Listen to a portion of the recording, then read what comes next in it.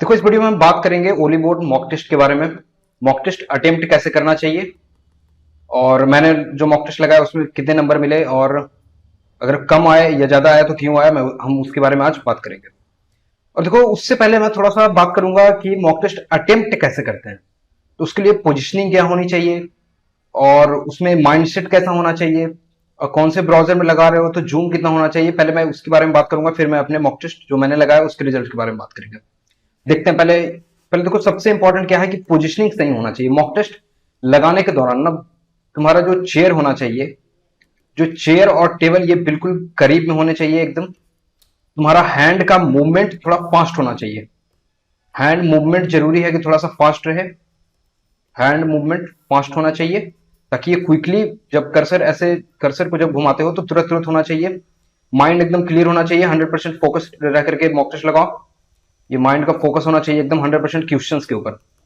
ठीक है, उसके बाद जरूरी है कि हमारा जो ब्राउजर है वो सही जूम पे रहे, क्योंकि जब टीसीएस का जब तुम उसमें सॉफ्टवेयर में जाते हो तो उसमें देखोगे वो काफी जूम रहता है, क्वेश्चन वो बड़े बड़े दिखते हैं। और ये शुरुआत में मुझे भी इस बार इस चीज को लेकर के काफी दिक्कत रहा करता था। जब मुझे पता नहीं था कि मैं जूम करके भी लगा सकता हूं तो ये दिक्कत करता था। तो यहाँ देखो मैं बता रहा हूँ, ये देखो मोजिला वाला ये फॉर्मेट है। अगर ये मोजिला लगाओगे तो ये थ्री डॉट पे इस पे क्लिक करना। इस पे देखो, इस पे ऑप्शन आते हैं जूम करने के। तो इसको अगर मोजिला में लगाओगे तो इसको देखो यहाँ पे 110 लिखा हुआ है, इसको 133% पे लगाना। ये कंफर्टेबल रहेगा एग्जाम के दौरान। फिर देखो ये क्रोम का है। क्रोम में ये देखो थ्री डॉट है, इसके ऊपर अगर क्लिक करोगे तो यहाँ से जूम वाला सेक्शन मिलता है। तो इसको यहाँ से तुम कर देना 125% कह रहे हो। ये 100 और 125 और 150 का ऑप्शन रहता है इसमें। तो 125 पे लगाना, क्योंकि उससे ज्यादा करोगे तो फिर दिक्कत हो जाएगा। तो 125 जूम करके लगाना चाहिए। ठीक है, तो पहले माइंड क्लियर रहना चाहिए, 100% फोकस होना चाहिए, पोजिशनिंग सही होना चाहिए, करीब से करीब रखो टेबल को थोड़ा सा। हैंड का मूवमेंट जो होना चाहिए वो फास्ट हो जाना चाहिए।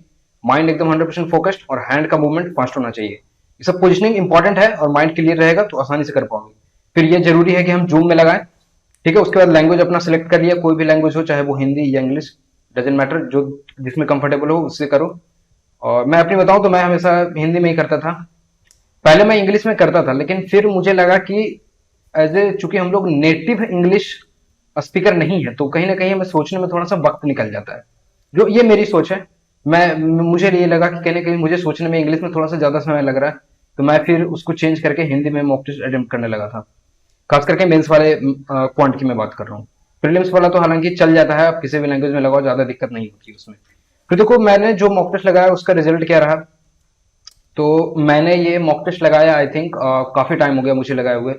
तो जो मैं रेगुलर जो टेस्ट सीरीज लगाया था वो आई थिंक सीजीएल 2020 के लिए ही लगाया था।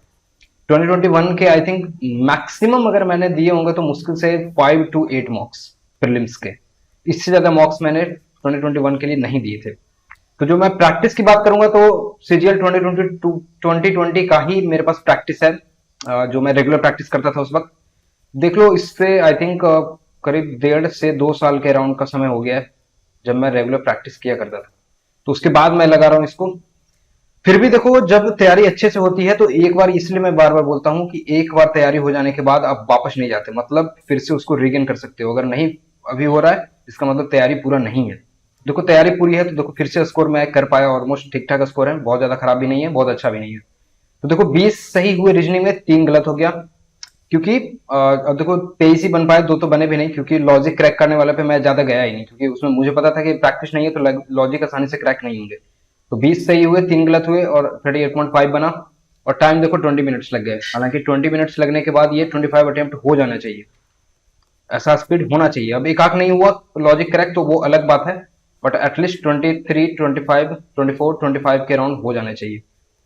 तो यहाँ थोड़ा सा स्पीड मुझे लगा कि मैं थोड़ा सा लैग कर रहा हूँ, इसकी वजह से थोड़ा सा ज्यादा समय लगा और नहीं कर पाया। तो 38.5 यहाँ बने। जीके जीके जब देखो सवाल आएगा तो मैं दिखाऊंगा। मैं शुरू में इसमें जब पहली बार अटेम्प्ट करने गया तो आई थिंक 4 to 5 क्वेश्चन ही हो रहे थे। मुझे लगा कि मेरा जीके बहुत खराब होने वाला है इसमें, बट वैसा हुआ नहीं। क्यों? क्योंकि देखो इसमें समय मैंने दिया है 8 मिनट 34 सेकेंड।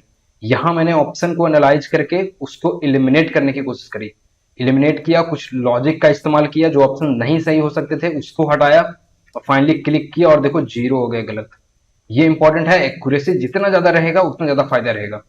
ठीक है, मैं दिखाऊंगा जैसे ही सवाल आता है, हम एक एक सवालों को, एक एक सेक्शन वाइज, एक एक सवालों को मैं दिखाऊंगा कि अगर नहीं बने तो क्यों नहीं बने, और एक एक पर्टिकुलर रीजन प्राप्त फाइंड आउट करेंगे कि अगर बना तो इसको बेस्ट तरीका क्या हो सकता था, और अगर नहीं बने हैं तो उसका रीजन क्या था नहीं बनने का, क्योंकि वो पर्टिकुलर रीजन फाइंड आउट करना बहुत इंपॉर्टेंट होता है कि आप एकदम से बोल पाओ अच्छा ये सवाल नहीं बना तो उसका रीजन ये था कि मैं या तो मुझे उसमें नॉलेज की कमी था, वो एग्जैक्ट क्या था, नॉलेज की कमी क्या था वो पता होना चाहिए, क्यों नहीं बना बेसिकली वो एकदम से एग्जैक्ट रीजन पता होना चाहिए था, पता होना चाहिए। तो हम 1 से 100 तक जाएंगे और एक एक सवालों को मैं सेक्शन वाइज दिखाऊंगा कि वो आखिर मुझसे बना तो क्यों बना, और नहीं बना तो क्यों बना। क्योंकि देखो अटेम्प्ट मैंने कह रहे थे 84 ही, 16 अटेम्प्ट क्यों नहीं कर पाया मैं, और इसमें 79 ही सही क्यों हुए, जो कितना 5 गलत हो गया, 5 गलत क्यों हुए और 16 क्यों नहीं बना, मैं एक एक का रीजन भी बताऊंगा। तो एक एक करके सवाल हम देखेंगे जब वो आएगा तो। फिर देखो क्वांट, क्वांट में देखो 24 मैंने बनाया था, एक जो डीआई वाला सवाल था वो मैं मेरे को समझ ही नहीं आया, उसका लैंग्वेज समझ नहीं पाया मैं, वो मेरे से नहीं हो पाया, और मैंने बहुत ज्यादा समय नहीं दिया, 25 मिनट्स दिया। जो बना ठीक है, वरना फिर मैं अदर सेक्शन पे स्विच कर गया, क्योंकि नंबर लाने के वक्त आपको ये नहीं देखना होता है कि नंबर कहाँ से मिल रहे हैं, नंबर बेसिकली नंबर होते हैं तो कोई भी सेक्शन से मिले फर्क नहीं पड़ता। इसमें इंपॉर्टेंट है कि समय बहुत ज्यादा मैथ्स में ना जाए और सारे सेक्शंस पे समय जाए ताकि आप स्कोर कर पाओ, क्योंकि यहाँ ओवरऑल स्कोर मैटर करता है। अगर मान लिए यहाँ 50 भी मैं कर देता समय लगा करके, और यहाँ अगर कम रहता तो वो भी ठीक नहीं है, इसलिए समय सबको बराबर वैल्यू दे करके ही करना है, ठीक है।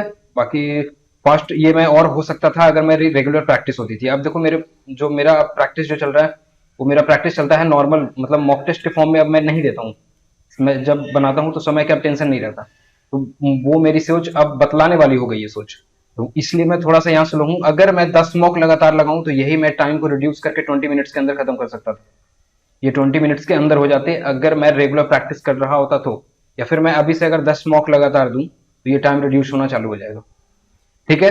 तो ये क्वांट में इतना समय लगा। और इंग्लिश में देखो, इंग्लिश आई थिंक बहुत ही आसान था, 5 मिनट लगे मुझे, 5 मिनट 22 सेकंड, और एक कोई मिस्टेक हुआ होगा, 47.5 यहाँ बने, तो ओवरऑल 155.5 मिले। आप लोग भी अपना स्कोर बताओ, और हो सके तो स्क्रीनशॉट्स शेयर करना टेलीग्राम पे, मैं एक एक करके लूंगा, जब मैं एनालिसिस करवाऊंगा तो मैं एक एक करके लूंगा और मैं बतलाने की कोशिश करूंगा कि तुम्हारा एग्जैक्ट कमियां क्या है, क्या कमी चल रही है, कहाँ इंप्रूवमेंट हो सकता है, और ये टाइम के साथ होना चाहिए, एनालिसिस बिना टाइम के नहीं हो सकता है, क्योंकि कितना टाइम लगा ये बहुत इंपॉर्टेंट है। अब देखो मैंने इसको 5 मिनट में करा, इससे मुझे पता चल रहा है, मैं कह सकता हूं कि इंग्लिश का जो लेवल था वो इजी था, तभी तो 5 मिनट में हो पाया।